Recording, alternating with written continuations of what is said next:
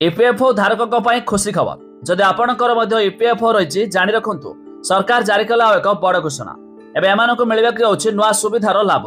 तेज आसतु संपूर्ण अपडेट जानिबा जहाँकि ईपीआई धारकों ପାଇଁ बड़ गुरुत्वपूर्ण खबर। जानिबा पूर्व वीडियो को लाइक करंतु, सब्सक्राइब करनथिले एबे सब्सक्राइब करी पाखर थिबा घंटी चिन्ह को दबाई दियंतु। देखंतु कर्मचारी भविष्य निधि पांठी संगठन अर्थात ईपीएफओ कर्मचारी पेंशन सह जड़ित एक परिवर्तन करने को प्रस्तुत होउछि।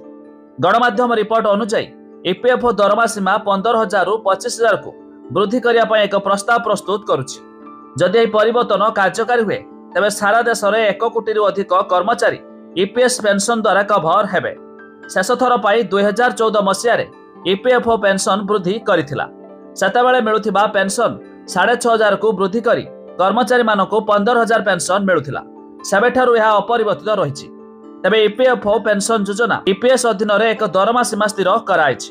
वर्तमान यह सीमा प्रति मासरे 15,000 टंका अटे।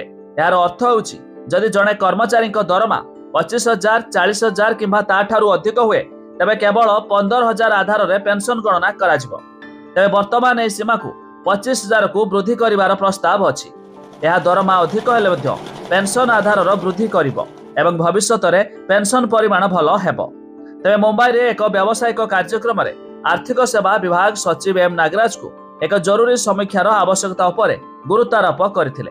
से कहिथिले जे यह दुखर विषय जे वार्षिक 15,000 रु अधिक रोजगार करुथिबा एते लोक पेंशन पाई योग्य नुहति एवं वृद्धावस्था रे सेमानकु तांको पिलांको उपर निर्भर करबाकू पड़िबो।